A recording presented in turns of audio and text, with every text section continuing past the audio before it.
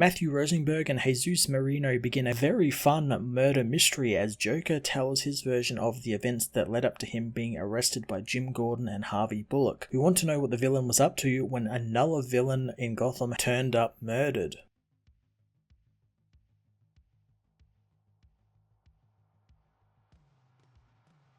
Matthew Rosenberg delivers a really great beginning to a murder mystery plot with a humorous twist thanks to the whole issue being told from the Joker's point of view. I thoroughly enjoyed Joker just fucking with Jim and Harvey the whole time, leading to both men butting heads with one another, something I have to assume Joker wanted to happen. He's kind of turning them on each other and making them doubt what they are doing. It was also a great look of how Joker views himself through the eyes of others, and how others see him. There's a great arrogance and narcissistic slant to it all, with him literally putting words in people's mouths to make himself seem like such a great guy. It also feeds really well into how he sees himself as a friend of Batman and someone who helps him as his partner almost. It's a fantastic take on their relationship. Jesus Marino was a great artist to tell this type of story, since he manages to balance out the gritty, grimy look of a smoke-hazed, dirty GCPD interrogation room with the more colourful, more fantastical stuff of all the villains and Batman battling it out with each other with the crack and pow sound effects over the battles. The Joker Presents, a Puzzlebox issue 1, was a really fun opener to Matthew Rosenberg's murder mystery storyline that was a fantastic look into Joker's narcissistic mind and how he thinks others view him. I'm going to give this issue a 9.5 out of 10.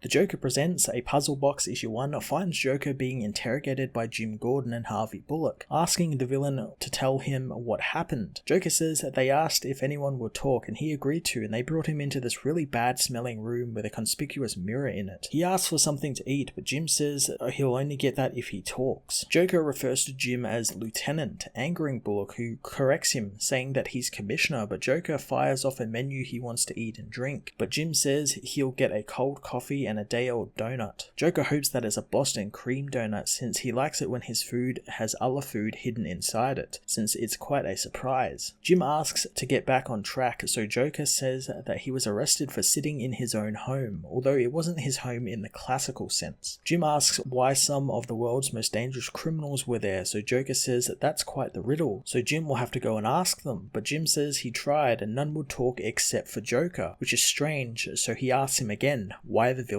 were there. Earlier, the villains gather to say thank you to Joker, throwing him a party. Joker says that he never asked any questions about why they were doing it, since if you ask too many questions around these people, oftentimes you end up dead. Suddenly, the lights go out as Batman and Robin crash the party. Joker thought the villains hired someone to play the heroes because of the surprise party, but he knows that they would have to be crazy to do that. The villains attack the heroes as Harley says it's time for them to leave. Joker says as much as he's an embarrassment to the city and to the adequate law enforcement the city has, Batman is a sight to behold. Jim asks what he was doing during the attack, so Joker says that he was enthralled by Batman's spectacle, as Batman apologizes to Joker for interrupting the party, telling him to go back to celebrating. Joker thanks Arnold, confusing Jim, so Joker says that Batman's real name is Arnold, and they should probably keep that between themselves. Joker warns Killer Croc to get out of there, but Batman shoots him in the face with his grapple gun, as Joker says he tried to warn Waylon, as the villain calls himself an idiot. Penguin says he's leaving to have a romantic evening with a bird, smashed in the face by Robin as Batman confronts Joker, thanking the villain for his help with Waylon, and that he would be nothing but a violent jerkwad with a bat fetish if it wasn't for Joker. Bullock cuts him off, saying that that's absurd, and Joker agrees, since Batman doesn't always appreciate his help. Jim tells Harvey to let him talk, but Bullock knows they're wasting time and Jim knows it. Jim says that he can bring in another detective so Harvey can go and have a break, but the man says that they need to be doing some actual police work and not letting psychopaths make up stories. Joker says that this is awkward and he should leave, as both men tell him to sit, as Jim reminds Joker that he agreed to cooperate, and Joker says he didn't, he agreed to talk, and that's not the same as being cooperative. Harvey says that the people back in the cells were itching to have a good talk with Joker as well, wondering if he wants to go back to them, but Joker says he's nothing if not versatile and can play any role Harvey wants. Joker says that there isn't much to say since Batman's family all turned up and tried hard hard to impress their daddy, and then the cops arrived and arrested him. Joker says that it wasn't the detectives, however, it was their pawns that they send in first, but Jim tells him to keep the color commentary to himself, since one of their men was shot. Joker asks the men if he did something wrong, and the men say that they are acting out because of their unsatisfactory home lives and substance abuse problems. One of the men says that he's got a grudge against Joker for no reason at all, but the villain understands, wanting them to go easy on the others since they are mentally unwell. Joker says that this is how he remembers the events going, and Jim wonders if any of that was actually even true, as Joker asks what about his food. Jim, however, shows him a picture, asking if Joker knows anything about him, but Joker says that the person didn't come to the party and he must have been elsewhere, but Gordon says that he wasn't at the party because he was dead. Joker bursts out laughing, knowing the person in the photo isn't dead, as Jim shows him more pictures of a crime scene, finding them great and wanting some duplicates. Jim says that he's going to ask him again, asking Joker who killed the Riddler, as the villain looks over pictures showing Edward Nygma has been fatally stabbed repeatedly.